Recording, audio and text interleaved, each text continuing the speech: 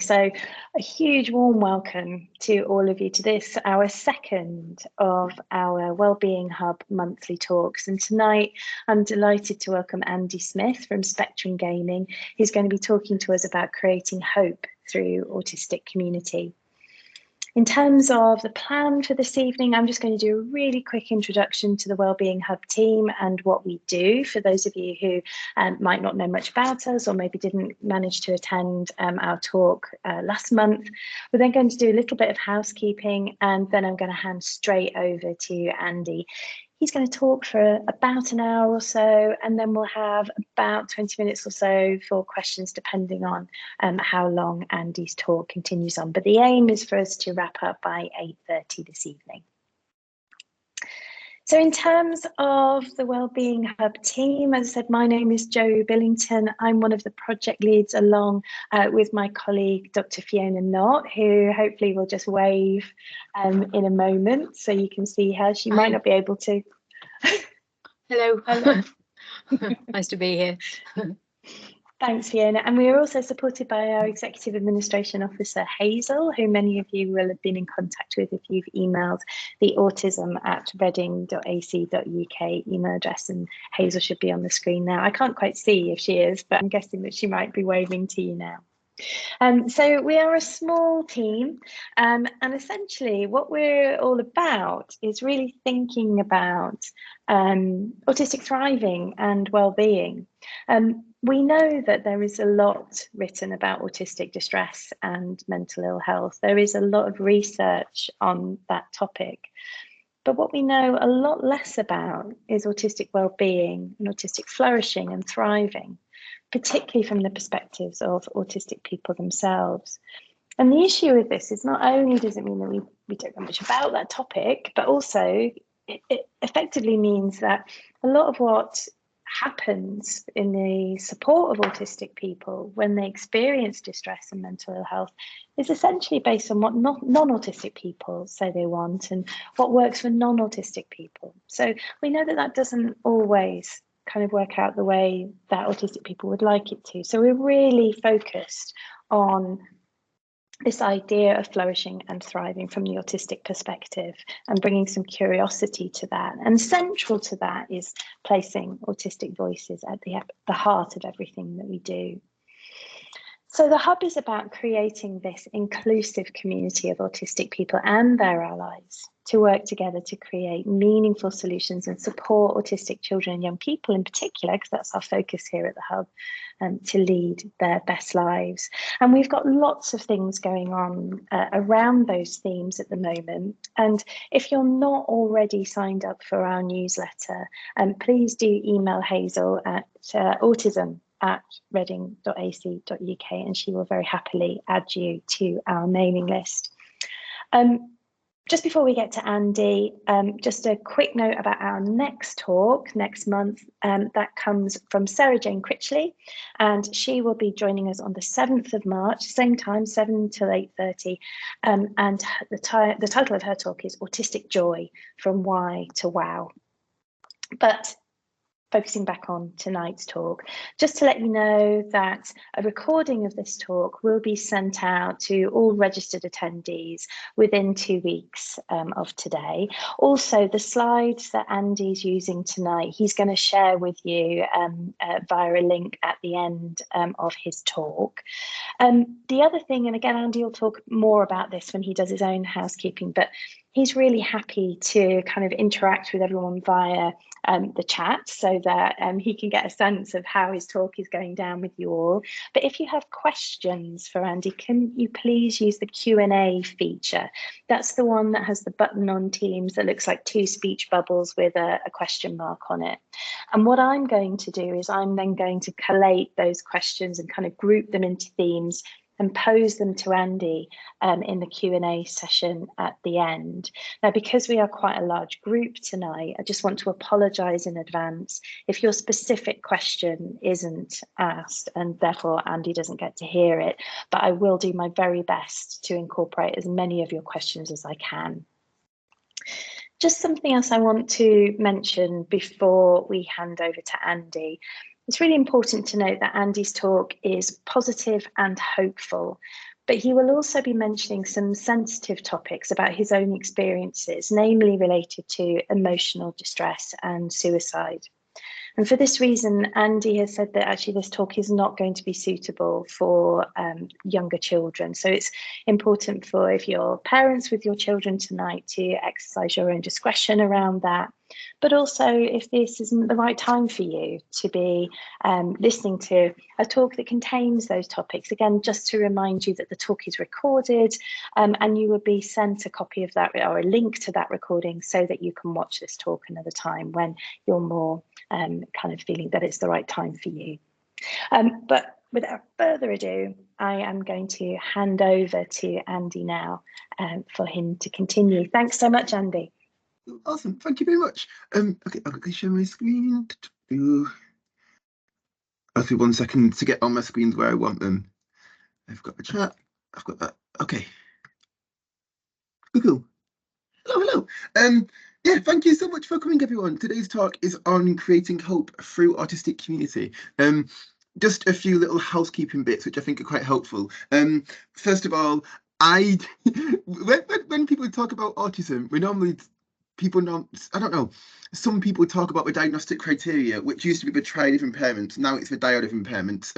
I think the diagnostic criteria is actually a load of rubbish. I'll come on to more of that later. So as a joke, I always share my personal triad of impairments. Again, as a joke, they don't really count as impairments.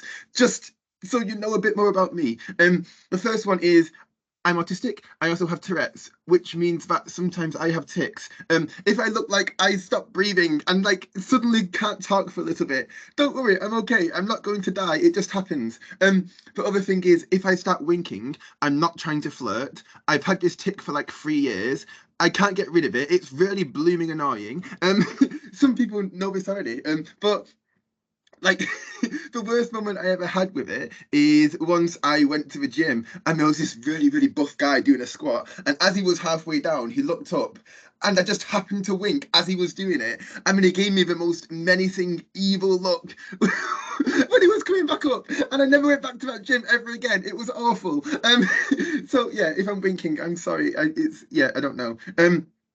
The other thing is I'm also type 1 diabetic, so I might randomly have to start gobbling sweets or whatever else just so that I don't pass out. Yeah.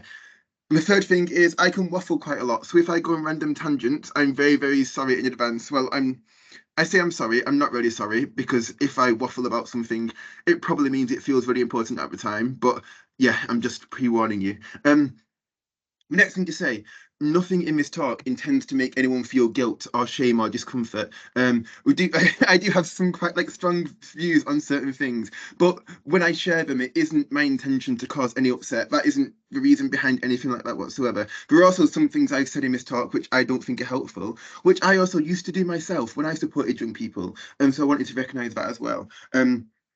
The next thing, thank you everyone who's using the chat. The other thing to say is I actually really, really hate giving talks because I'm always an anxious mess and I get really stressed out. Like right now I'm thinking there's 156 people analysing what I'm saying and making judgments on me based on that. And it's really blooming stressful. So feel free to use the chat and let me know if I'm just let me know I'm not talking nonsense. If I am talking nonsense, please also let me know in the chat so that I can then sort of explain things a bit better, if that makes sense. The other thing to mention there is I also really love challenging questions, so feel free to put anything like that in the Q&A chat. If anything that I've said today you don't agree with, or if you think, oh my gosh, I can't believe you just said that, feel free to put a question in and I'd love to answer it. It's hard to fit a lot into such a short amount of time. So there's lots of nuance and extra information behind everything Matt said on this presentation. Finally, sorry if you know me already. I'm aware quite a few people who are here do, so hello, but quite a few people don't. So I will be sharing my life story because I think that's important for when we go on to the stuff around what is helpful when it comes to having a community for autistic people. So if you've heard my story already, I'm sorry. Feel free to like go on a walk for 15 minutes. I don't know, whatever, whatever floats your boat. Another thing to mention is, because an hour is a really, really short amount of time, we've also made a Padlet board. So at the end of the talk, I've got a list of resources which are related to what we've talked about today. And we'll put the link in the chat and I'll also post it on Twitter and on Facebook if you would like to look more at that, because we've got lots more information. The other thing is also, I love talking to people, so feel free to tag us on Twitter after this talk or chat afterwards, and I've also just put a random hashtag autism wellbeing, because why not? And we'll share the Padlet board on there as well. Okay, so who am I? I wanted to spend a bit of time explaining my journey and what led to the creation of Spectrum Gaming. So, primary school. When I was younger, I was what is known as hyperlexic. My mum said, apparently this is really common in autistic people. So the first time I read a book, I saw a book, apparently I could just read it, which sounds really baffling and quite cool. I'm quite impressed with myself, like, well done me, I don't know. But at the same time, I also really struggled to socialise with other people. And when I started primary school, I tried my best to sort of fit in with other people, but it didn't last very long. I was always sort of left out or just didn't really understand things. So I got to the point where I just gave up. And there was two main things which I did while I was there. The first one, I used to spend a lot of time pretending to be a dog, just walking around like barking at people. And when at the playground, we used to have like a cool kids corner, and I used to go over, bark at everyone to scare them all off. And then I could be the cool kid every once in a while. The other thing I used to do is I ran a spider club where I looked in all the little nooks and crannies around school to see what I could find. And I was the only member of the club, but it was actually a lot of fun. I enjoyed that quite a lot. And you had this weird thing where I didn't have any friends, and I felt quite out of place. But at the same time, I got good grades in my tests when I was at school, so everything seemed fine, and I didn't get any extra support around that. I did Daddy's Long Legs Club, just me. Daddy's Long Legs, great. One thing which I hate is Ant Day, Flying Ant Day, because I hate flies, and flying ants are just awful. But yeah, anyway, then I went on to high school, and I was quite lucky in a way because my mum was friends with a mum of a boy who was also going to the same school. So he was forced to like walk to school with me and sort of make me be part of his friendship group. But I didn't really get on with everyone. I just spent a lot of time sort of being around them and learning how they interacted with each other. And for me, high school was a lot more difficult than primary school was. You have this weird thing where when between the ages of like 7 and 13, my main special interest was Pokemon. I absolutely loved it with all of my heart. If you know what this Pokemon is on the slide, that's my favorite Pokemon, and you're very cool. But it was this weird thing of in primary school, everyone talked about it. In high school, it's not cool anymore, and you can't talk about it. And if you liked it, you were a loser. So that was really, really difficult. So I had to hide a lot of my interest when I was in high school. High school's also a lot more difficult from a sensory perspective. You have when you go to a dinner hall, it's like there's a rush to the queue, and it's like there's a fight every single day to go and get food. It's like the Hunger Games, but like a canteen version. And also whoever invented the school bell, I hate them. Like, why do you need it? It's so loud. There's so many different ways to say it's the end of a lesson without deafening everyone. Yeah. When I was at high school, I was also unfortunately quite badly bullied. Just because I don't know, when you're in school, you have Haxorus. Yes, we got it. Nice. It's actually shiny Haxorus as well. Yeah, I bought shiny Haxorus for £1.50 off eBay, and it's on my Pokemon Violet account. There you go. I'll stop going on tangents. Sorry. But when I was at high school, I was quite badly bullied because you have this thing where if you're a bit different, you're judged for that. So there was lots of things like the way I talked that wasn't okay. So then I was picked on for it. I was picked on because I had glasses. I was picked on because I was skinny. I was picked on, as I said, I also had lots of tics, and people used to walk past and like pretend to have seizures and stuff when they walked past me because I had tics when I was at school. I found it so difficult that I tended to always sort of like sit near teachers. I always sat at the front of the class next to them so that I had a bit of a safety net. And I also became a head librarian in the library when I was at school, just because it meant that I could get away from the unstructured times when it was much easier to be sort of picked on by other people. I used to try and learn how people interacted, but no matter how much I tried to be like them, I failed. And it seemed like every time I tried to be normal, I was just targeted more, and it was really, really difficult. The other thing which I also learned is there's certain ways of measuring how cool someone was. Like if you were good at football, that made you one of the cool kids. And also back when I was in school, we had the most popular thing was Blackberries. And what I learned was when you have BlackBerry Messenger, the amount of pings you got from people showed how cool you were. So at that time, I was so desperate to try and look cool that I just added lots of random strangers on the internet so that I got lots of pings and everyone thought I was popular and cool, which is quite sad thinking about it. But that's one of the survival strategies I learned when I was there. When I was in high school, I was still very academic, but it was also really hard. One of the things which is really difficult when you're younger is you have higher expectations than adults themselves follow. Like when I used to work at a local authority and I could sit in the office with my hood up, headphones on, having a bit of a rave while I was working, and that was how I was really, really productive. But when you're in school, you can have this blinding light that's, if you have sensory differences, then it can be really, really difficult. Like I'm sensitive to lights, so I found it really, really overwhelming. But you're not allowed to get away from it. You're not allowed to put your hood up. You have to sort of just cope because apparently that's okay when you're a young person. I also almost left every single day feeling really, really overwhelmed because there's just so much input and it's so busy and so loud and so overwhelming. And the other difficult thing for me is when I was younger, I wasn't actually diagnosed. I was diagnosed as autistic when I was 20. And I always say it's hard when no one understands you, but it's harder when you don't even understand yourself. Because what I saw when I was at school was everyone just seeming fine and having everything all together, but me just finding every single thing difficult with absolutely no explanation. And you just sit and think, why is it so hard for me when things are so easy for everyone else? And that was really, really difficult. When it came to home life, I was what's known as a masker. So I spent all of my energy when I was at school trying to sort of fit in and be like everyone else. But then because of that, when I got home, I had no energy left whatsoever. So, my mum could just innocently ask how my day was, and I would scream and slam my door shut. And I used to use my bed to sort of barricade my room so no one could get in, just so that I could have time to sort of recover and recharge and get ready for the next day.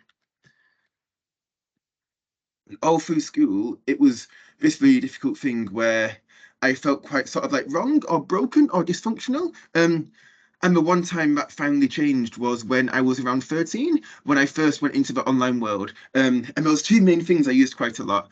On the left here, we've got something called Kingdoms at War. This was an online sort of role-playing strategy war type game. And at one point in time, I was the eighth best in the world, and I ran the #1 clan in the world as well.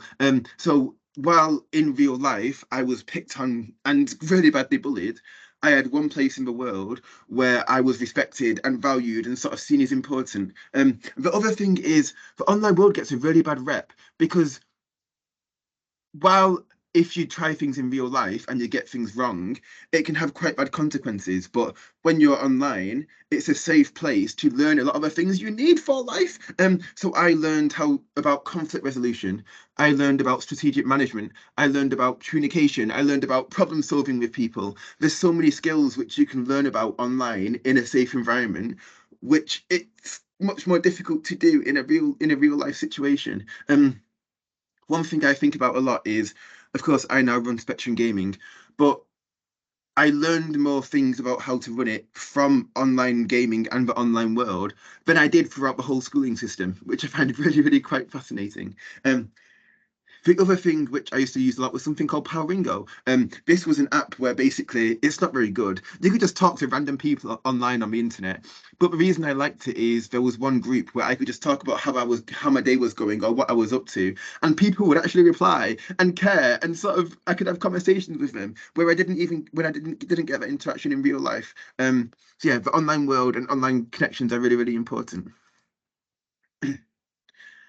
When it came to my GCSEs, I learned how to cheat the system, and I find it absolutely fascinating how the schooling system works. Because when you get to your GCSEs, it turns out it's actually just a memory test.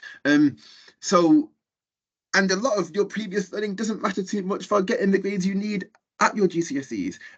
So what I did at this time was I printed out every mark scheme and every examiner's report for every single exam. So the examiner's reports tell you which questions people failed the most on, which questions people did the best on, and you could use this to make predictions of what's going to come up next. So I analysed both of them. I can never say this word. I made statistical tables of what's most likely to come up in future exams, and then rather than trying to memorise everything equally, I prioritised which things I had to remember the most based on how likely it was to come up. And then the second thing which I did was spent a lot of time learning the best ways to memorise information, and then worked out the strategies I needed to So I prioritized what I needed to remember and then learned the best ways to memorize those things. If people want some advice, the spaced repetition method is the best way by far to remember information. And there's an app called Anki. There's a little picture on the left. I think it costs like £4, but you put all your answers in there and it does it for you. So it's really, really great. So yeah, I got 100% in all of my exams except English language, English literature, and history, just because it's a memory test. So I learned how to how to memorize things. Yeah, but then it was really strange because I got good grades. I got the best grades in my school, and then people said I was amazing. I was an inspiration. You should be proud of yourself. And that was called Anki, Anki. So people said you should be really proud of yourself. But at the same time, while I got good grades, I still had very few friendships. I still didn't understand why I found so many things so difficult when they were so easy for everyone else. And I just thought, I did what you wanted. Why am I not happy? Why can't I be like everyone else? Why do my grades matter, but not how I'm actually feeling? And this then leads on to a bigger, more systemic issue where the way I feel about the schooling system at the moment is I think every single young person is born with a spark or a passion for learning and wanting to do well in the things which they do. But then the second you go into the schooling system, they sort of ignore the fact that you have that innate desire to learn and they replace it with fear. They say, if you don't do well in your GCSEs, you won't get a good job. If you don't have good attendance, you're going to be a failure.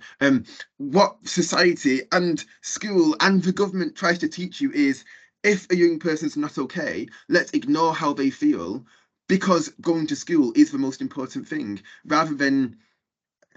And it's just a really difficult situation where, because there's so much pressure and so much fear, people start to neglect their needs because of this sort of pressure to conform, if this makes sense. Like, we've got this new attendance campaign where it says, moments matter, attendance counts.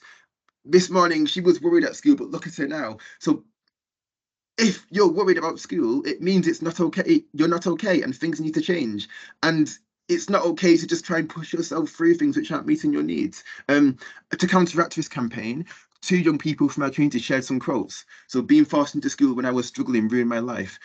My school said I was fine once I'd been dragged into school crying. Because of this, I developed extreme anxiety, and now I struggle to go to school at all. And the way it feels to me, sorry, this is a bit depressing, but the way it feels to me is, first of all, does anyone know this film? It's quite a good movie. Has anyone seen it before?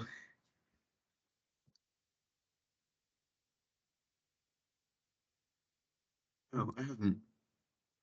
Yes, Cloverfield Lane. Yes. So thank you. This movie is called 10 Cloverfield Lane. And the way this movie works is this woman wakes up in an underground bunker, and it's quite stark, rubbish conditions. But then it's this man who owns the bunker, and what he says is, we're in this bunker and it's not the best, but it's better than what's outside. So he says the world's like gone to rubbish, and if she goes out, she'll die and this sort of stuff. And as to, sorry, I'm not flirting, I promise. But as depressing as that sounds, that is what school feels like for some young people. Like, you could be in a school where you're quite badly bullied, where your needs aren't being met in that environment. It can be really difficult to go in every single day, but people still tell you school is the best place to go to. You have to go to it because if not, you're going to be a failure and things aren't going to work out. So, and you're told that there isn't any other option. So then what happens is, when we look at our community, for example, we support around 1,700 autistic young people across the UK.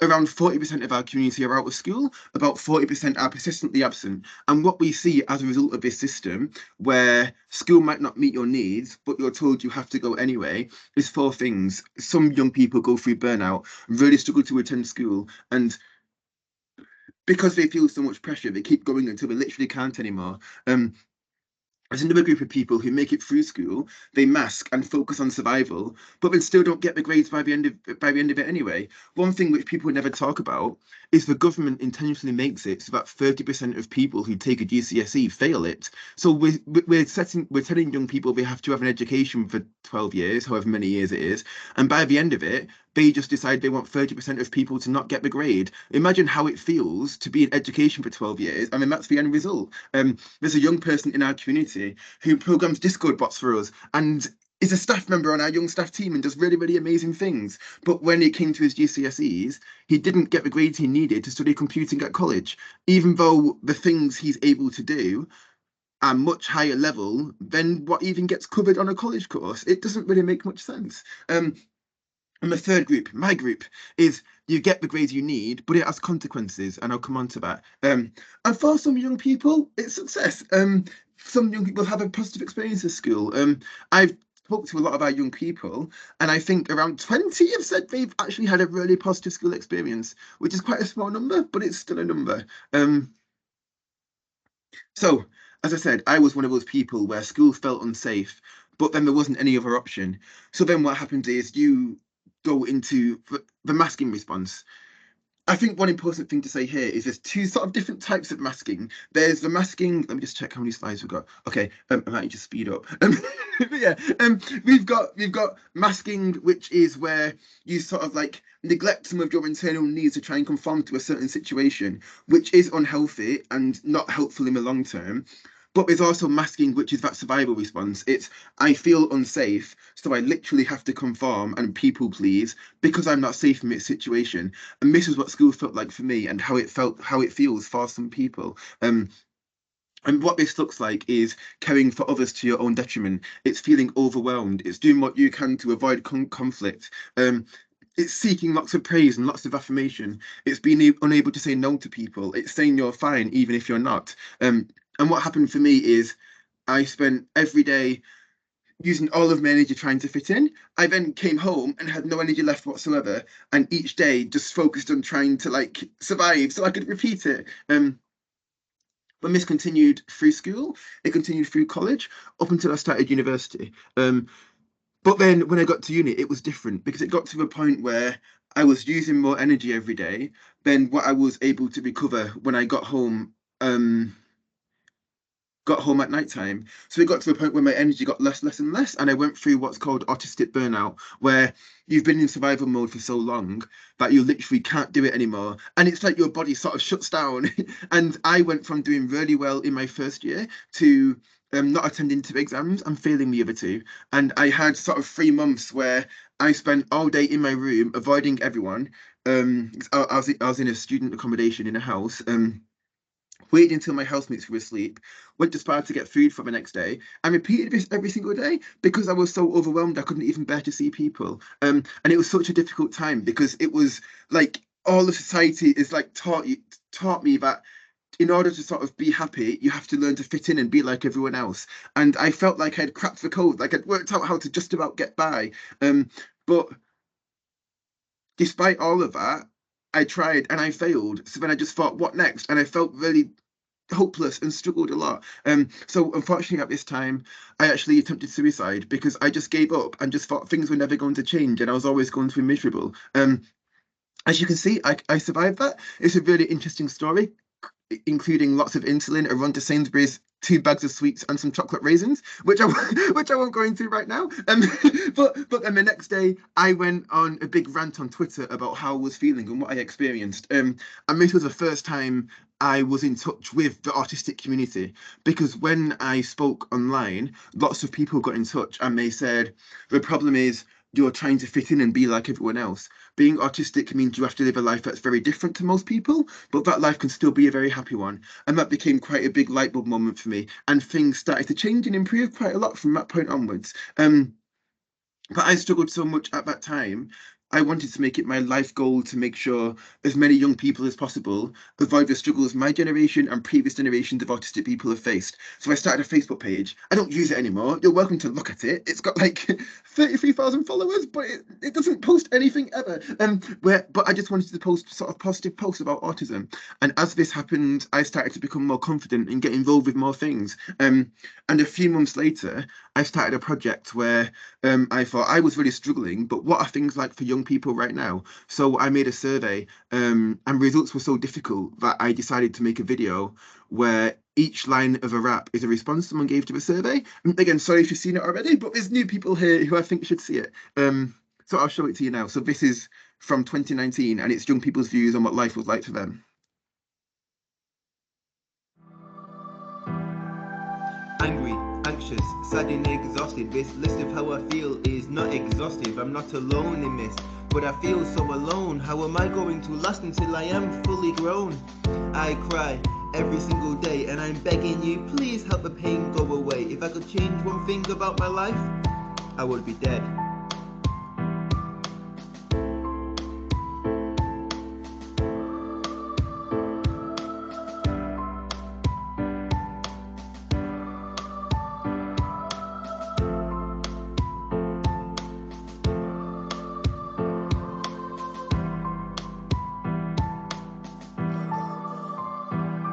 There are so many challenges that I am facing. School, I hate it. School, let's face it, I deal with bullies on an everyday basis. School is the reason I have depression. It has failed me all my life. School makes me feel inadequate and dead inside. Please stop the bullying. Stop punishing me. Stop putting me down. I'm trying my best, can't you see? School makes me not want to be here anymore. I'm told I have to go, but what the heck for? I'd rather be dead than go to school. Enough of these questions, mummy, get out of my room. I want to change my life. I want a friend. I feel like a burden. When will this ever end? I want to feel like I've done something right. I want to be able to sleep at night.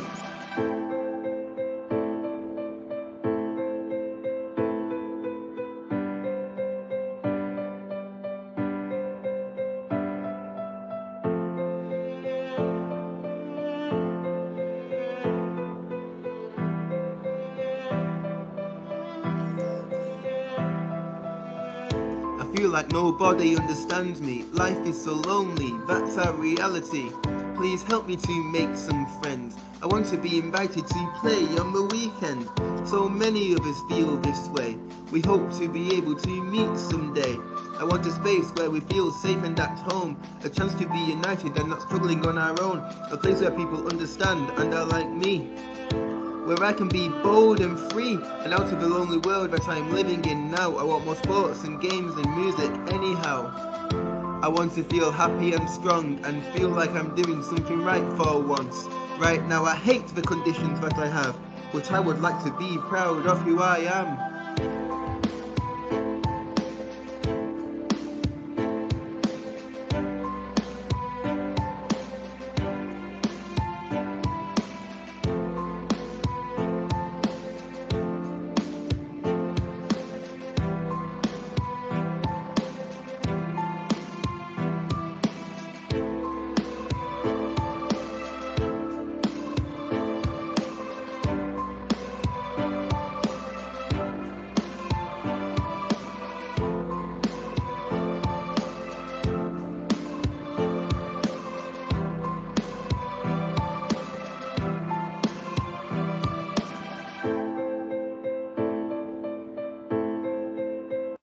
Yeah, thank you. Yeah, sorry, that was a really sad video.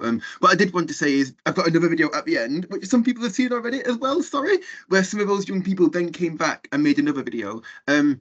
Anyway, when I spoke to young people at that time, what I heard from young people is there's so many people who were individually struggling, but were alone. And it's, there's those young people who were in the same school who were both really, really struggling, but they don't know each other and they didn't have a support network and didn't have an opportunity to recognise that it's not them that's the problem. So what I did after that was started to get involved with a few different sort of groups. One of the first things I did was set up a board game meetup for autistic adults in Manchester City Centre. And it was really amazing seeing people connect. This was also the first time in my whole life where I felt truly understood by people, because what used to happen is I would struggle with things and I would share why I was finding it difficult, and then I had to explain why it was difficult for me in the context of being autistic. Whereas at this meetup, I could share something I was really upset or frustrated about, and everyone would just nod their head and got it, and that was so powerful. One of my other favourite events was something called Autistic Pride. This little little guy in the middle is someone who I met when I was there. We just sat on the field and played Fortnite for 2 hours. But it was really fun being able to connect with other autistic people. But that recognition that there's so many people who feel so alone and who need change really motivated me to do quite a few different things. So the next part of my journey was actually starting a job as an advocate at a local authority. And the way this started is I was involved with our sort of Send Youth Forum, and we used to share our views on how things could change. But people thanked us for our time, but things never really changed based on what we said. So it got to a point where I I was asked to do a presentation on one-page profiles and why they're important. Instead, I wrote a presentation which was quite angry about how we're not really listened to. I wrote a 40-page report around how young people were being failed in our local area and what should be done differently. And then I was offered a full-time job as an advocate for Send Young People in the local area, which was really interesting. And I did that for 2 years, and I loved the job a lot. But again, it was that thing of I shared young people's views, and then we were waiting for someone at the top to take them seriously and do something with them. And I got to a point where I started to think, why wait for someone to do something when you can just do it yourself? So while I was working at a local authority, I set up Spectrum Gaming. So I used to work all day, and at my job and then come home and work on Spectrum Gaming all night. I also couldn't afford to run Spectrum Gaming. So I ate ham sandwiches every day for like a year so that I could then have enough money to sort of fund our server and other things that we needed. But then eventually, after a year, we got funding for me to then work on it full time, and it's sort of flourished since then. So as of this week, we now have 15 staff members. We have a volunteer team that's around 60 people, and we support 1,700 young people across the UK. But when it comes to telling you what Spectrum Gaming is, what I actually did today is I asked people in the community, I just said, tell us, what is Spectrum Gaming? You can say whatever you like. And we've got responses from young people, from parents, and a couple of staff members as well. There was 57 responses, so I couldn't include everyone. So thank you everyone who shared your views, but I've added just a few. So what is Spectrum Gaming? A Shrek-loving community, a fountain of knowledge and acceptance, autism land, a safe online space to have fun, make friends, and be yourself. A lifeline to the world we're actually living in, and not the pretend one that everyone else is living. A place to be seen, heard, and welcomed for the person you are. SG is this amazing place for autistic young people to feel safe and happy.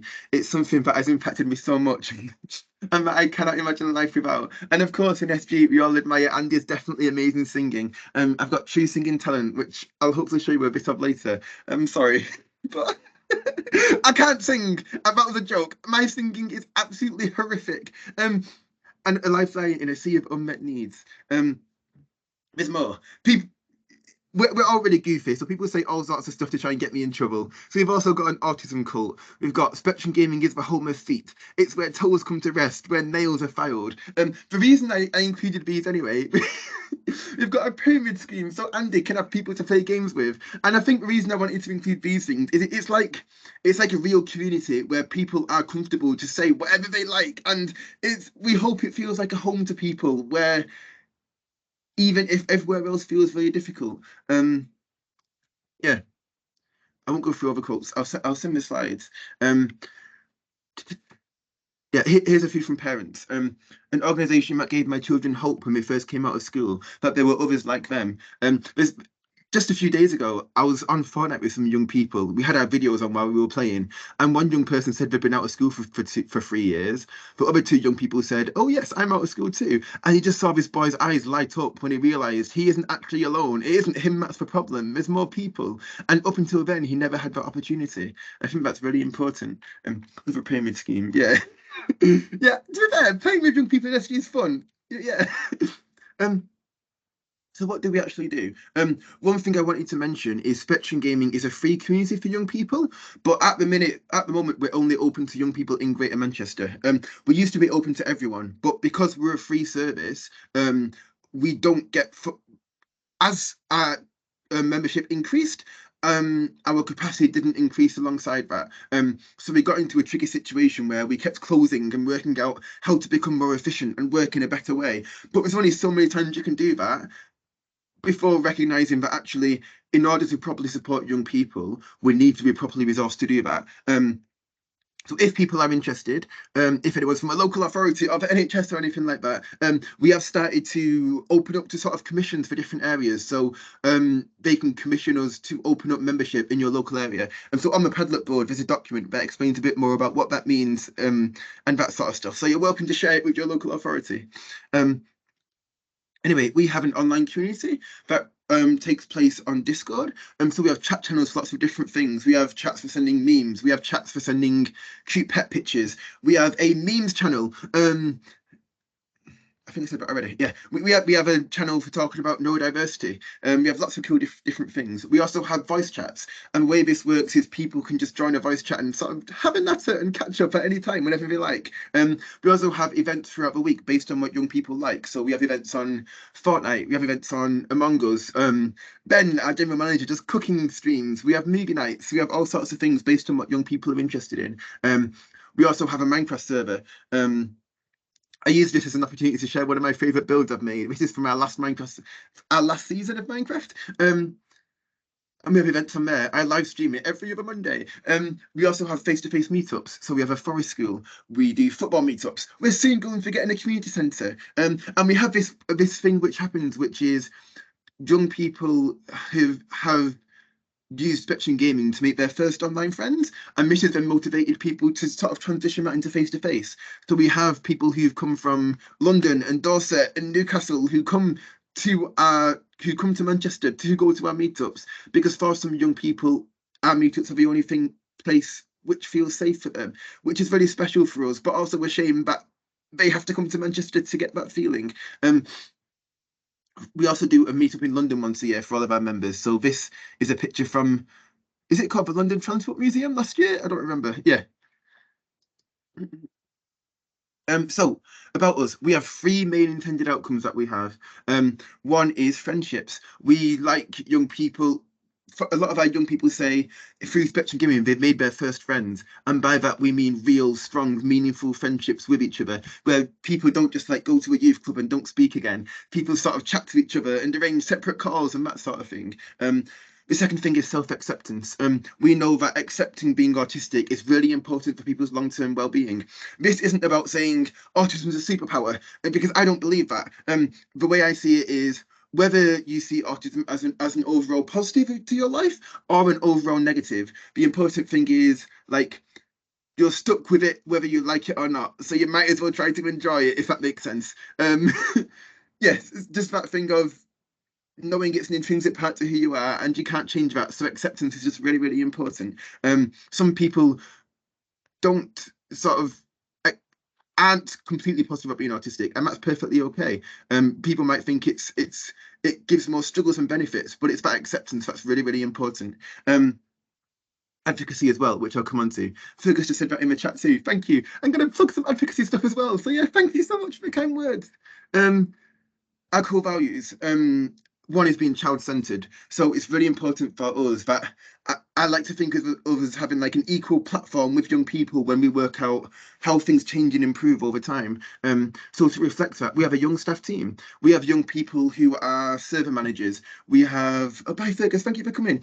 We have young people who are moderators in our community. We train our young people in understanding and supporting each other, because that's really important.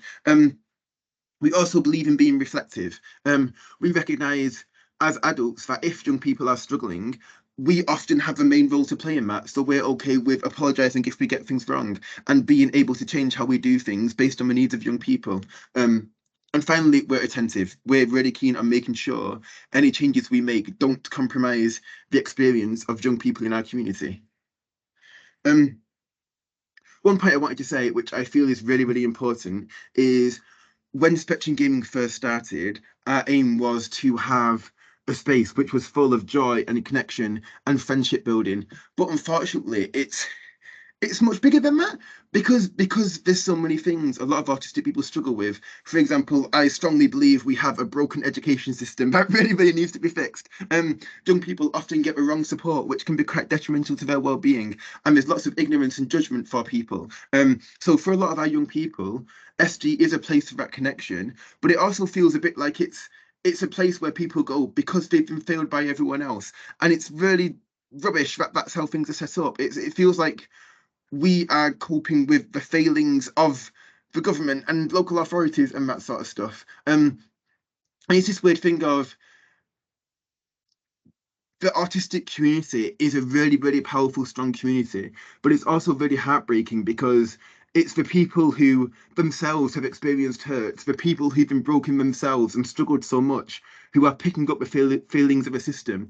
Because we've struggled so much and it's been so hard, then a lot of us are hell-bent on making sure we're doing as much as we can to make sure other autistic people don't go through the same thing. I've actually got a quote on my right here, and this is a tribute to one of my friends who I love quite a lot, who unfortunately died by suicide last year. Who and it was her birthday 3 days ago, and she's also autistic.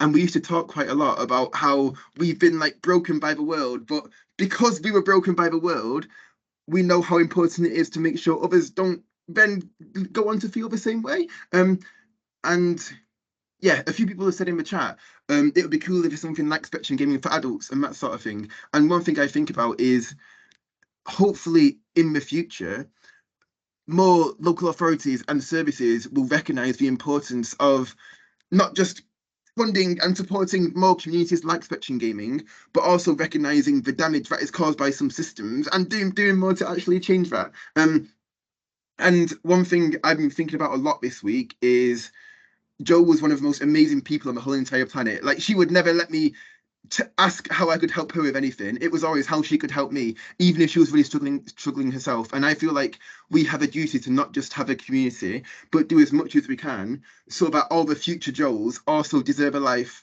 also have a life that is full of joy and happiness, because that is the least any person on the planet deserves. And it's an injustice that so many young people struggle just because they're autistic, because they're born differently, and it's completely unjust.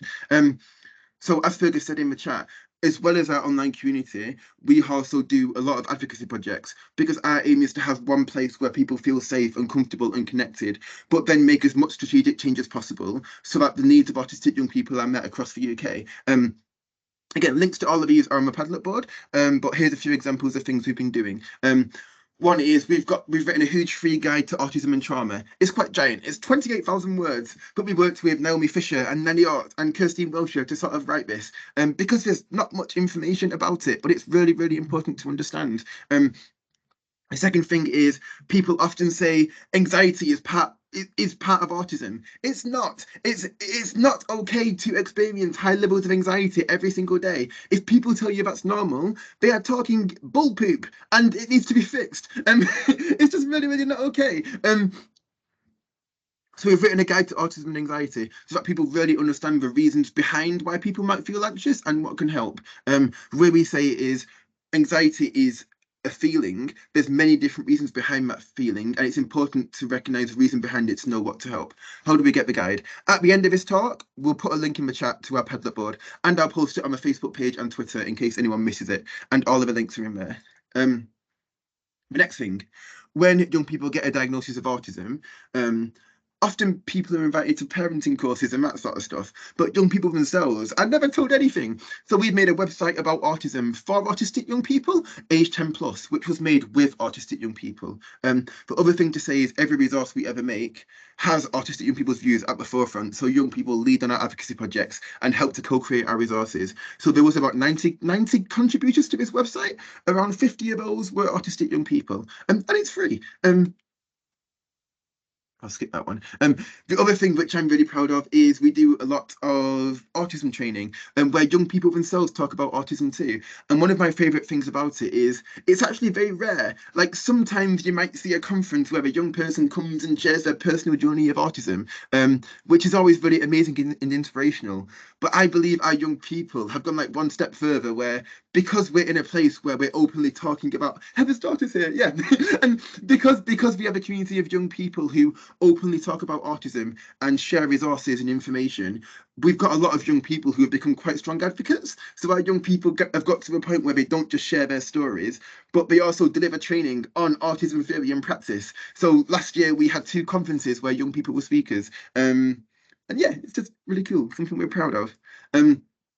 Finally, there's a few people in the chat who help with this.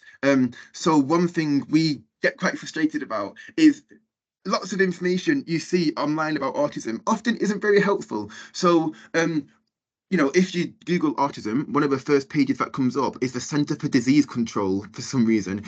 So we have made a Padlet board where we have made criteria where things have to be free, they have to be affirming, we have to have autistic people's lived experience at the heart of it. And we've got hundreds, I think it's around 500 resources based on autism for this. And it's in alphabetical order by topic. So you can look at different topics and scroll down to different sort of resources and information.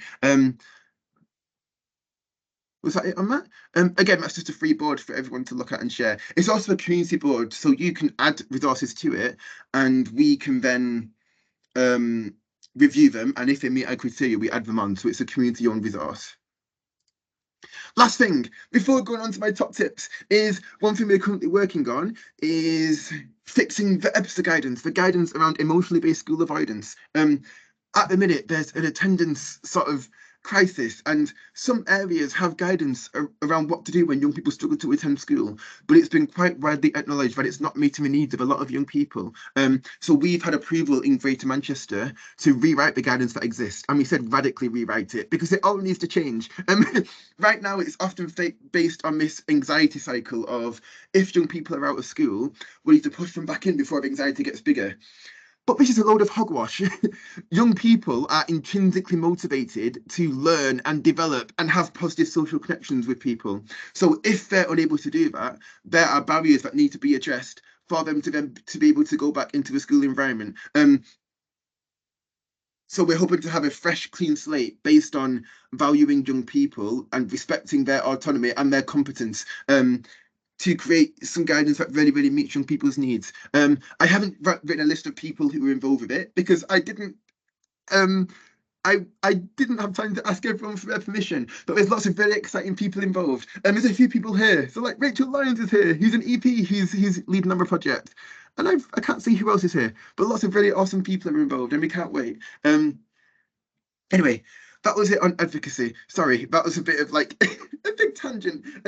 Anyway, the actual title of this topic, the actual thing about this topic was about autistic community. I feel like I've shared quite a bit around why autistic community is really important.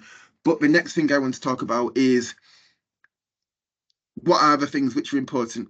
I'm waffling. I'll just get onto my 5 top tips. I hope that sounds okay. I've been a bit cheeky.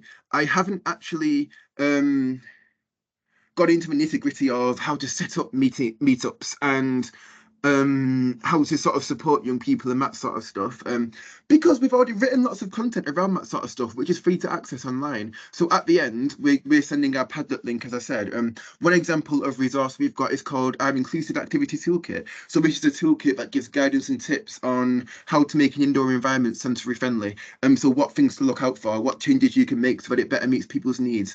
But then the other part of this is, if a young person's feeling anxious about attending a meetup, here's a list of things you can do to reduce the anxiety and make it easier for them to actually be able to attend. It's full of like tips and advice and it's free. I keep saying the word free. I wonder how many times I've said it in this talk. I don't know. Anyway, the first tip of 5, community starts with you. Even though this talk is about creating autistic community, I think it's about one person. It's not. It's about you as an individual and what you can do to give that sense of community. Because what happens is, within society, you have this really, really strong social narrative that there is one way to be, there's one way to act, there's these expectations that you need to conform to. And those expectations are so strong, but it gets to a point where everyone believes it. And that can then be very difficult for people. What then happens is everything in your life is focused on how to make you like the societal standard, rather than accepting you are a person who is individual and it's okay to be yourself. I unfortunately experienced this myself, where I had quite a difficult time at home with my mum, where she was really focused on, she had her best intentions and she thought about there were certain things that I needed to be happy as a person. So she was always focused on my future and always focused on what I need to do to be successful when I was an adult. But while she was thinking about what I needed when I'm an adult, she forgot to focus on right now and the things I needed in that moment that gave me joy and happiness, which are just as important. It's the same again with the education system. It focuses on fear of failure. You must do these things right now, even if they're making you really unhappy, because the future is what's really important. But what's really one thing which is absolutely essential here is you can learn things at absolutely any age. Like you can learn algebra when you're 70 if you want. But what is so important is young people believing in themselves and knowing that they're okay. That is a thing which is really, really important for the long-term well-being of people. And if you just focus on the future and what people need in the long term, what you're accidentally sending that message of you're not okay right now, you're not good enough. I thought I was a genius today. I thought of the term grow with the flow. I Googled it and it already exists. So here's a picture I found on the internet of a cool little logo.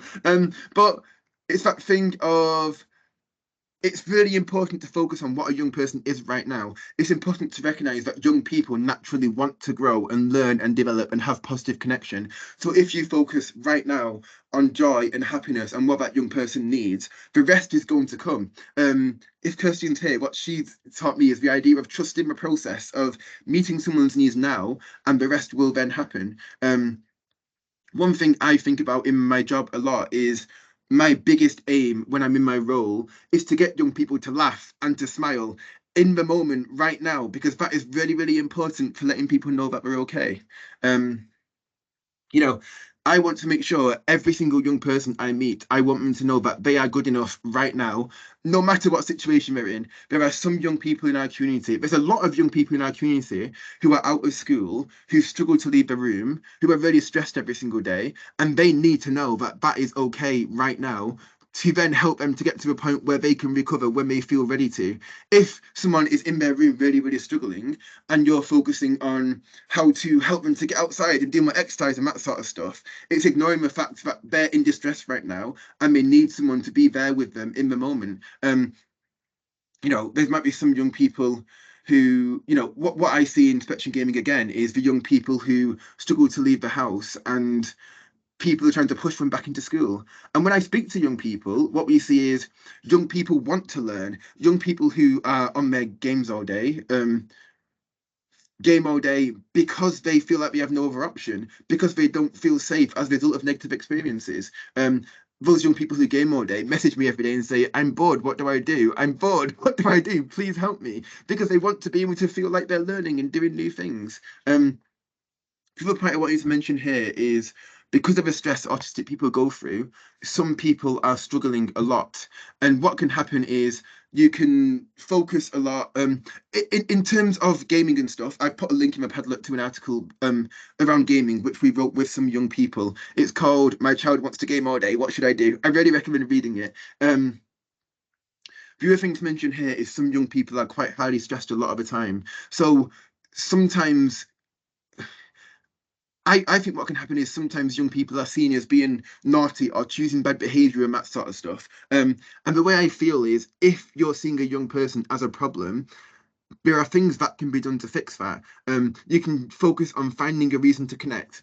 Try and think wider from their distress. Think about what they might need right now. And as you start to connect again, then you can start to become curious again and realize actually they're not just being naughty, these things are happening. And that's a really important message.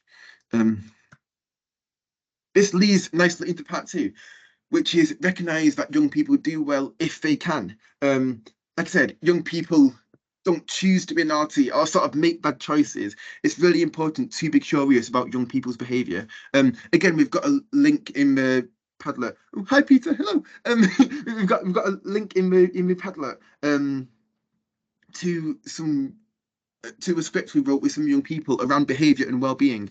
And this is the starting graphic, which says, it's based on self-determination theory, and the aim is that it's a boat and it's a young person sailing the boat in the direction of three things. Every single young person has three basic needs, which are autonomy, feeling in control of their actions. The second one is relatedness, feeling like you're making positive social connections with other people. And the third thing is competence, feeling like you're learning and doing new things. Young people naturally do these things and they're naturally sort of intrinsically motivated towards doing them. but they do the best they can to meet those things with the tools they have and the resources they have and based on their level of stress. So people aim to do those. They might not be doing it in the best possible way, but they're still trying their very best, and that's really important. Part of understanding this innate desire to do well is rejecting behaviorism, like getting rid of rewards and punishments and all that sort of practice. In Spectrum Gaming, as I said, we support lots of young people. We don't do rewards, we don't do punishments, and all of that rubbish. And these are the reasons why. But again, the problem is they are an innate part of the schooling system and society, so they're seen as normal. In my opinion, they really, really shouldn't be. I don't have time to go through them all, so I'll just talk about two of them. One is rewards and punishments make. Actually, no, I lied. I'm going through all of them. One reason is to make you internalize your needs. If you sort of reward or punish someone, you might see a change in behavior, but that's because they're neglecting their needs to try and conform to what you're expecting. So that's one of the things which then leads to masking, trauma, hypervigilance, and burnout. We did some training in Manchester a couple of weeks ago, me and Hannah, who's here, and we made a behavior chart for everyone who was in the training, and we had stickers and a set of rules that people had to follow. And we asked the trainers, we did a 30-minute activity where they had to follow the rules. By the end of the time, I asked them, how did you feel about it? And people said they struggled to concentrate. They said they weren't processing what I was saying because they were focused on what was on the rules and who was going up and down on the behavior chart. Because when you set these rules and punishments and rewards, it teaches you that it's not okay to do the things which you naturally need to do to meet your needs. You have to focus on sort of conformity. It doesn't work for adults, as our little test proved, so why would you expect it to work for young people? The second reason is rewards and punishments decrease motivation. People have an internal drive to do the things I mentioned earlier. So the second you add in rewards or punishments, it shifts the locus of control. So people stop doing things because they want to starting to do things because they then get rewarded for it. And there's lots of evidence around this. The third thing, feelings matter. Rewards and punishments are designed for when your feelings don't matter. For example, during COVID.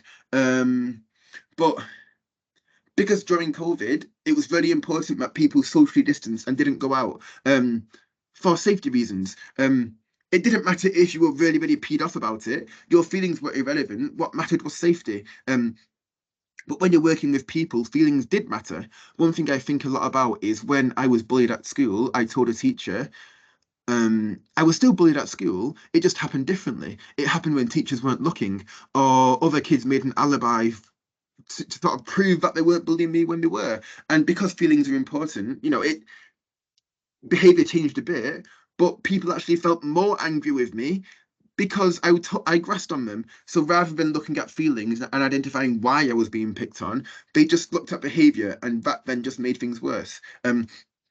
A final reason, as I said, young people are doing the very best they can with the resources they have. Young people need unconditional support and encouragement. Young people are trying their very, very best to do what they can. And that should be good enough. The second you make sort of every single young person deserves unconditional support, love, and encouragement. The second things become conditional, the second you're good enough based on your behavior, then it's not okay to struggle and it's not okay to be yourself. But everyone on the planet struggles. Why do we have this high standard that young people must be okay and happy all the time? It's not realistic. And just as evidence, sometimes people say young people make bad choices or they're choosing bad behaviour. We've got quite a lot of quotes, which Uma Padlet, around how young people feel when they have meltdowns.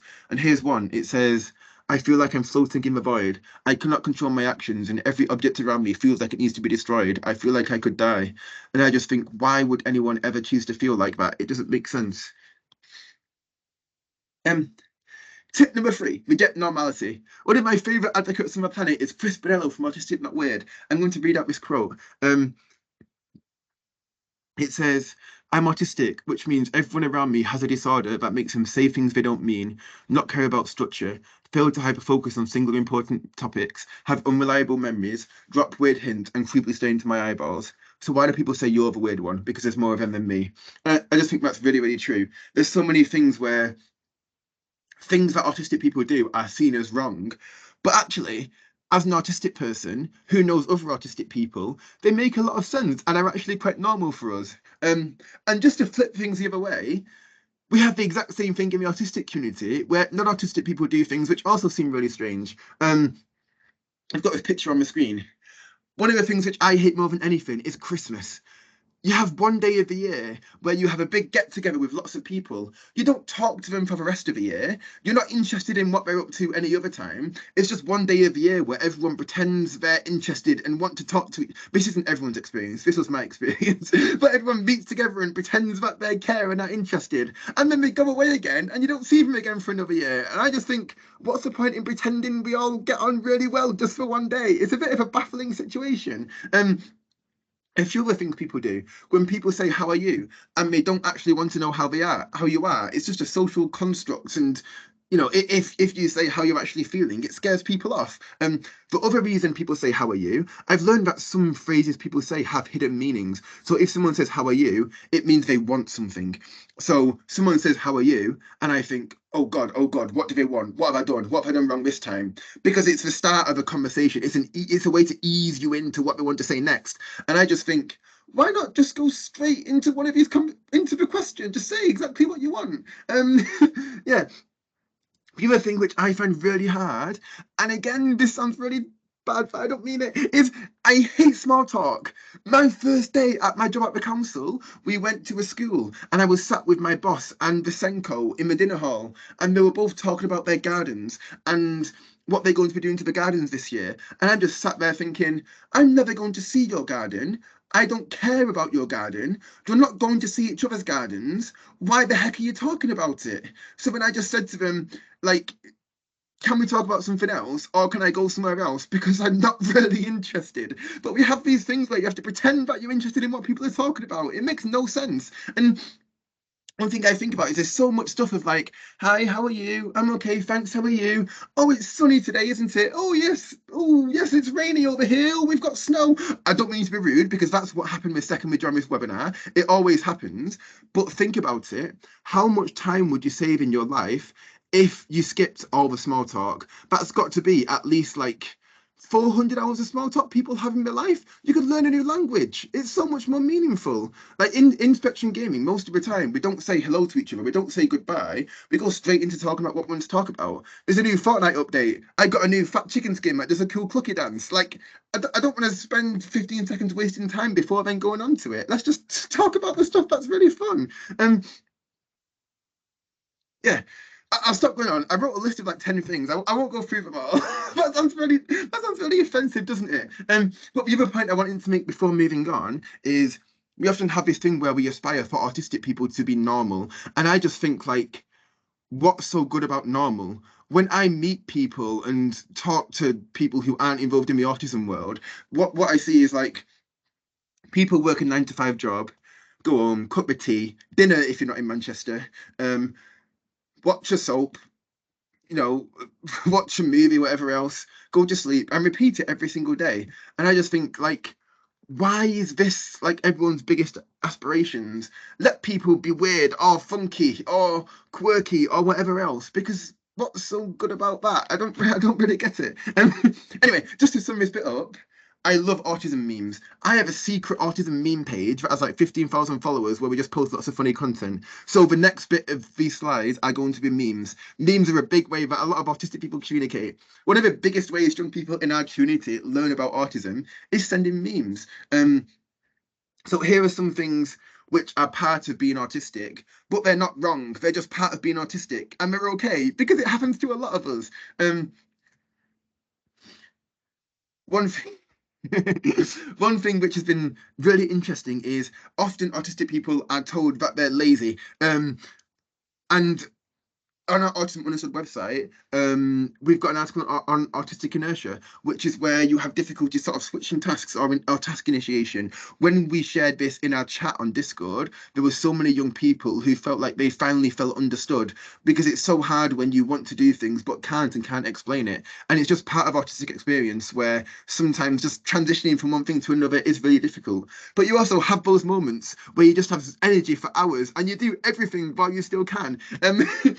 This is really weird, but like the first big funding application we got for more staff members, I wrote it at 4 a.m. I spent 9 hours all night writing funding applications. I hate funding applications, But one day, as it says here, the executive functioning fairy godmother came along and I could do it all. And it happens every now and then where I can just sit for 16 hours and do everything. And it's just really magic and I can't explain it. But yeah. Next thing.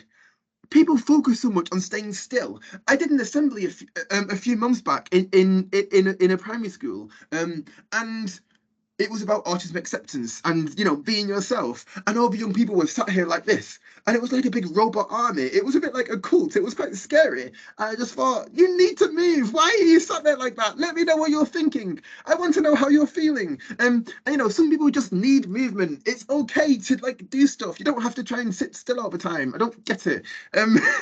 But yeah. One thing which unfortunately is quite common for a lot of autistic people is people give you criticism, but it's criticism about things which are like core to your identity, if that makes sense. For example, back in 2017, I emailed a few different organisations to ask if I could volunteer and get involved with some of the things they're doing. And I got an email back one day to say, I am too passionate, I'm getting too over involved, and I'm assuming they haven't tried things already. And it was that thing of like, when you're young and inexperienced, you take that to your heart and it hurts your soul. Now I've recognised that's nonsense and it's okay to be passionate and it's okay to be yourself.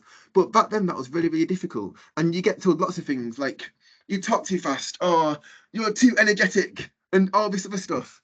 20 minutes left. Yeah, sorry. Yeah. Yeah, but you just get told these things where like, if there's constructive criticism, that's okay. But we often get criticism that's like about things which you can't change, and it's really silly and makes no sense. So people should just not do that. And it's good to have a community where you can talk and rant to others about it, because then you can learn to realise actually if that happens, it's not you that's a problem. It's them. Yeah. That reminded me of this. Like one thing which I've learned in my journey, again, which it's good to talk to others about, is there are some people on the planet who are just never going to understand autism or understand you. So there's just no point in trying. It's really important to recognise, you know, some people know this, but I put people into categories. It sounds so bad. So there's the people who get it and who are really awesome. There's the people who don't get everything, but are really open to listening and working together and collaboration. Then there's the poo-poo heads. The poo-poo heads are the people who just don't try to get it. They might never understand. You know, some people like they just do their job and want to go home and watch a movie or whatever else.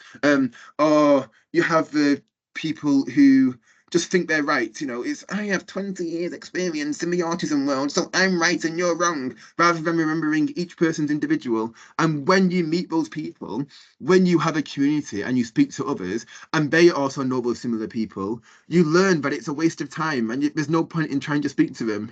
Like one of my privileges of running a charity is we get emails from people asking to collaborate, and I can look at them, look at their website, and just decide yes or no based on them and what they say.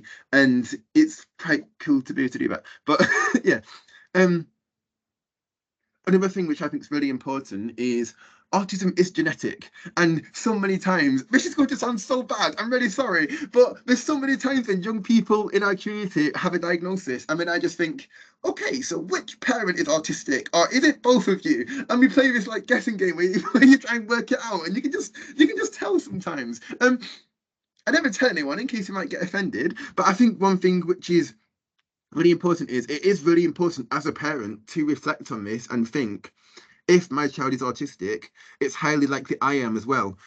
But it could be that I've learned to mask so long and I developed such strong masking skills that I might not even recognize it myself. And being able to sort of understand this and reflect on it and unmask can be really important for advocating for your young person's needs and help them to break the cycle. As I said earlier, I don't have the best relationship with my mum. I'm absolutely certain she's autistic. She denies it. I think she's learned lots of ways to try and fit in, but she's definitely autistic. And if she recognized that, she might have not tried to focus so much on trying to get me to sort of fit in and be like other people. This sounds really, really bad, but when I received my autism diagnosis, I told my mum, and she said to me, don't tell anyone because you'll get locked up.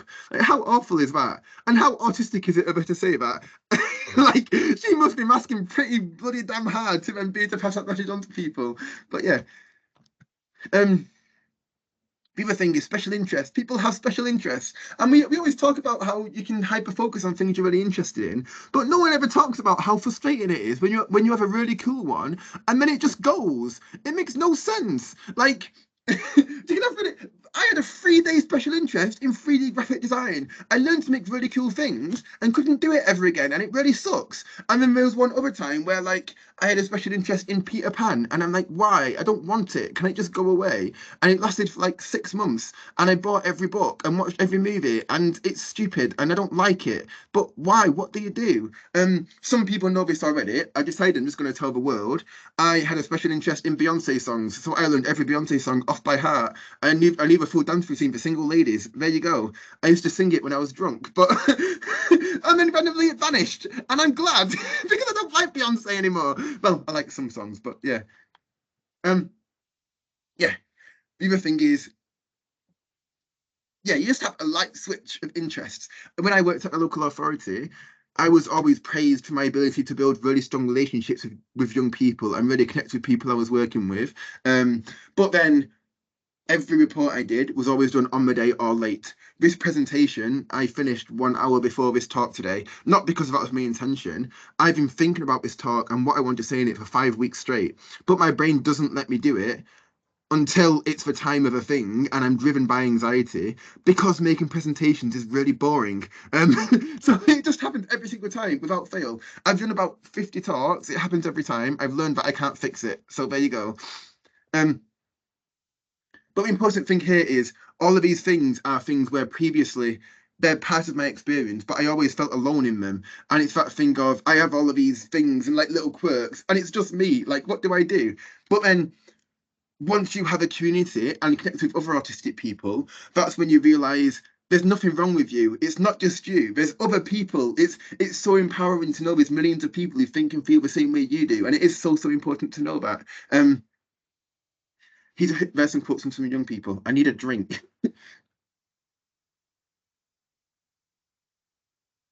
Yeah. Okay. The fourth point is we sort of leads on from a previous one, which is talk about autism. Again, another quote from Chris. This is a quote from Harry Potter, which says, "Sir," said Harry, "I've been thinking, sir, even if a stone's gone, Vol, I mean, you know who." Then Dumbledore says, "Call him Voldemort, Harry. Always use a proper name for things. Fear of a name increases fear of a thing itself." And what happens is, no one ever talks about autism because they're just so scared of like getting it wrong that sometimes it just doesn't happen. Like I once volunteered as an OT assistant at an autism specialist school, and they said they want to make a talk together for young people on autism, and I just thought like these young people have been here for 4 years. They're at an autism specialist school, and they don't know what autism is yet, and it's just that really weird phenomenon. And I just think it's better to like try and explain, and I don't know. Whenever you first explain it's never going to be perfect. When young people have never been spoken to about it for the first time, it's really uncomfortable because you don't know how people are going to react. But that short-term discomfort is really, really important for being able to have those long-term interactions and engagements. Sometimes people think, you can have like a 5-week autism course or like an assembly, and suddenly young people know a lot about autism, but that's not how it works. The best way to talk to young people about autism is to be comfortable talking about different and drip feed conversations about it over time. One thing on our Padlet is an article which is a guide to talking about autism for young people, so you're welcome to read that as well. But when you talk about autism, it's important to recognize that a lot of what you see isn't autism. One of the difficulties is you're referred for an autism diagnosis when you're struggling or when you're at crisis point. So then when you're diagnosed, you don't just have traits of autism, you have traits of anxiety, you have traits of depression, you have traits of trauma, and people learn all of that is autism. So people think they're determined to be anxious for their whole life, they're always going to be angry, meltdowns are normal. Those things aren't okay for an autistic person. Those are the signs of a struggling autistic person. And most autistic young people don't get to be just autistic. What I see in our community is when young people join our community, they're really, really struggling. And we're focusing on trying to help young people to recover from their negative experiences to then move on to being a happy autistic person.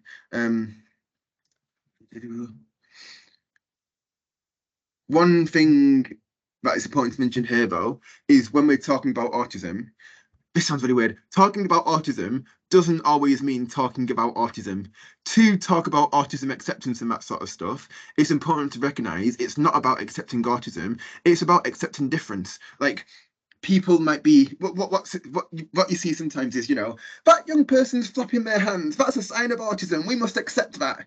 That person talking about bins for 10 minutes, that's just them being weird. And it's really weird to like distinguish the two. Like, to accept autism, you have to accept difference and embrace weirdness. Let people be awkward, quirky, cheesy, geeky, and whatever else. The other thing I think about is like every single person on the planet is weird and has their own quirks and like cool things about them, but everyone learns to hide them when they get older. But why? Just accept difference. It's just be different. It's okay. Like, it's not the end of the world. One thing I thought about, I was at some training yesterday, and one of the things they talked about is the importance of play for children. But then it isn't as relevant when they're teens. And I just think everyone needs opportunities to play, whether you're a child, a young person, or an adult. Like, play is important. We learn that it's not okay to play when you're older, but it's really, really important. I love just walking around and being goofy. I do it all the time. If you ever see me with any of our young people on the street, I'm probably dancing and singing while we walk around, because why not? Like, you don't have to do things just because society says that's how you're supposed to act. Like, it's not real. But yeah. One other thing to say here is I think it's really important to learn about and talk about autism in the right way, which is why we put a Padlet board in the Padlet, because there's so much information and content around what autistic people need, which is often quite wrong. Like, I made this meme earlier. I think it's funny. Sorry if it's a bit rude. It says having inflexible thinking is a core trait of autism, but we can't give accommodations because then everyone else will want them. They must not recognise this because they lack empathy. It's okay though, because we can train them into doing what we want. And it's that thing of like, you're told inflexibility is one of the core traits of autism. But when I was in school and I wasn't allowed to put my hood up, when I needed movement, but I had to sit still in my chair, who was it who was being the inflexible one? Because I'm pretty certain it wasn't me. Yeah, there's lots of things that people say are autism when actually they're not. And you can turn it around and say, you do those things too. It's not just us. Yeah. I'm guessing people know about the double empathy problem. If not, it will definitely be covered in a different webinar. But autistic people also don't lack empathy. That's a load of rubbish too. And the key message for that bit for me is another quote from Chris. It says, I don't want to turn an autistic person into a non-autistic person. I want to help an autistic person who struggles to become an autistic person who doesn't struggle. Like, if you're an happy autistic person, you're not going to be normal. You're going to be yeah, that isn't something we should strive towards. On that note, thank you everyone who's talking in the chat, but it's really nice to read everyone's comments. This I'm guessing people might know about this already, but one of the things I hate more than anything is social skills training. And Richard, I'll share it on Twitter and Facebook straight after this talk, so feel free to check those if you have to leave early.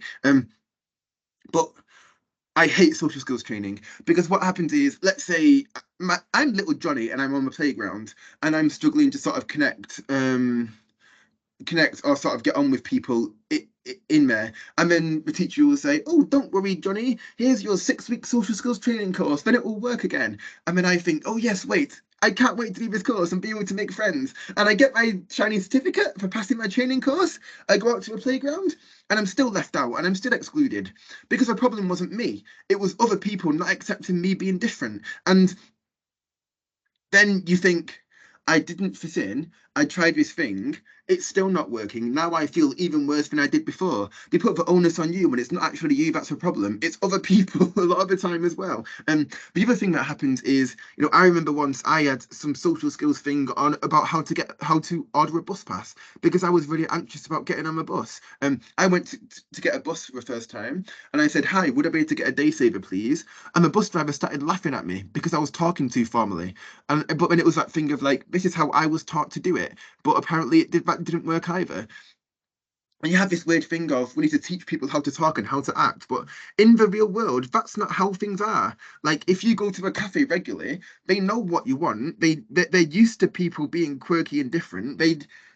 you know, if I go to a cafe, people know what I want, they know where I want to sit, and I'm sorted. Like, it doesn't matter. I don't need to like give people eye contact to be able to say I want a coffee. It doesn't make sense. It isn't it's just silly. Yeah, it's much better for me to be able to say to people, I am able to listen to what you're saying without looking you in the eyes. I find it easier that way, and learning those advocacy skills rather than being taught how to conform to how people want me to be, because most people in the real world don't actually care. But there you go. Final thing I wanted to say is unlearning is the best form of learning. It's that thing of people. You have people who say they're autism experts and say you must use these strategies for supporting people. But every person's different, and a lot of autism strategies aren't made for what autistic people need. They're about teaching autistic people how to conform or fit into scenarios which aren't working for them to begin with. I believe in co-production, collaboration, and working with young people as equal partners to meet their needs in the best way possible. My favourite quote, I think I made it up like 6 years ago, but I could be wrong. I don't remember. But the quote is, the process is more important than the outcome. Like, I could feel like I know the perfect way to set up an activity for young people. So I could set that up. But if instead I worked with young people and we worked together to make it, the increase in trust and relationships that you would have from working in co-production completely trumps the better outcome, if there is a better outcome to begin with anyway. Often when you work with people, the end result's better, but even if it's not, those trust and relationships are more important than anything else. That shouldn't, we're supposed to play it. When we look at what works best, why is it playing? When we look at I don't know why it's playing early. Let me pause that. When we look at what's worked best for young people, people don't say the like typical autism strategies. There's 5 main things which come out, which are trust, respect, feeling listened to, curiosity, and compassion. We've got 3 minutes left. I'm sorry, I've gone way too long, but I really want to show you this video. So this is a video which our young people wanted to make around how when young people are diagnosed as autistic, a lot of people are quite embarrassed or ashamed of it. And so some of our young people wanted to make a video for those young people. Again, the link's on the Padlet.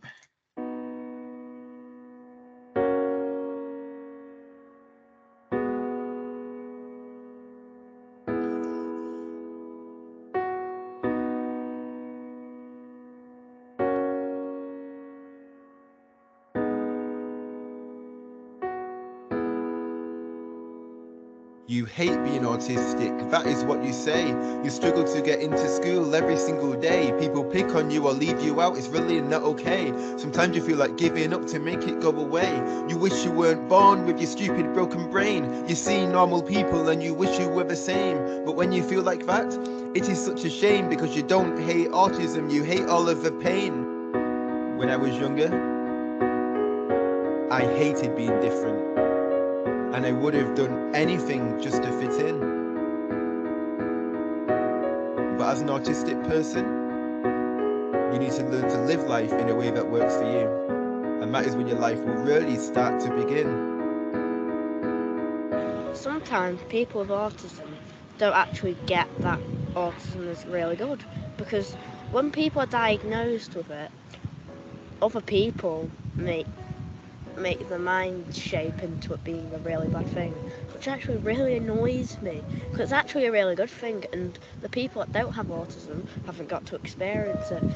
When I was diagnosed, there are some things I wish I knew. It's not just struggles, there are good things too. Autism affects everyone in different ways, but here are the strengths some of us have that are great. Good memories, creativity, integrity and grace. We can see things in a different way that people should embrace. Caring deeply, having passion and not giving in to hate. There is more, but if I don't stop, I'll be here all day. Life is tough when you're autistic. I've got to tell the truth, but the issues come from what other people do. You can be happy, you can see the issues through. The first step is to know it is okay to be you. Maybe one day, society will change. Autism will be seen as something to celebrate. Part of the diversity of the human race. We can live life in a way that works for us while we wait. Being autistic can sometimes be difficult, but it's more that the neurotypicals don't understand you and they not always like honesty. You're smart, you're clever, and but your brain malfunctions a little different to other people. Don't let being an autistic person hold you back. It's a way of seeing things from a different perspective. Just because others think differently to you doesn't mean the way you think is wrong. Because of the way you think means you can find different solutions to things. Don't worry about being someone else's normal. Be your normal. I like being autistic because I feel like I don't need to change what kind of person I am for everyone else. Other people don't understand autism and who you are. I like being different. I like to stand out. Being autistic, I can be me. Cool. I'm sorry for overrunning. Thank you very much for coming, everyone. It makes me really happy knowing so many people are here to listen to an autistic person speak. And finally, yeah, feel free to chat to us on Twitter. And if someone can post a Padlet link in the chat, that would be great. Bobby's posted it. Thank you. Sorry. Andy, that was just extraordinary. Thank you so much. The chat has been on fire. We have so many questions for you, but unfortunately, we don't have time to post them to you. So I'm just wondering, is there a way? I know, are you active on Twitter? Are you able to, if people have questions, can they post them to you on Twitter, or do you have another way that they could post those questions? Yes, I'm not normally active on Twitter, but if people ask your questions on Twitter, tag Spectrum Zero Gaming, and then we can reply if that's okay. Yeah. Okay. Thank you. That would be great. Thank you so much. I just want to say that this was an extraordinary evening. I'm so grateful for you coming to talk to us. I've learned so much, as I do every time I hear you, Andy. You are an extraordinary person, and it's really gone down incredibly well with our audience tonight. I will just ask one question, if that's okay, because I make a point of asking this to everybody who comes to talk with us. If there was just one thing from everything you've discussed with us tonight, if there's just one thing you wanted us all to go away with from your talk, what would that be? I think for me that's very simple. It's just that thing of every time you meet a young person, let them know they are okay as they are, unconditionally. So yeah, if everyone just showed unconditional love to people they see, the world would just be a much more magical place. So yeah. Brilliant. Thank you so much, Andy. And apologies to everyone who posted questions that we haven't been able to get around to. I appreciate that, you know, it's just a matter of timing, and I know that everybody loved hearing every word that you shared with us tonight, Andy. So thank you for talking so passionately about what you do and your journey. It's been, as people are saying in the chat, it's been inspirational. So thank you so much.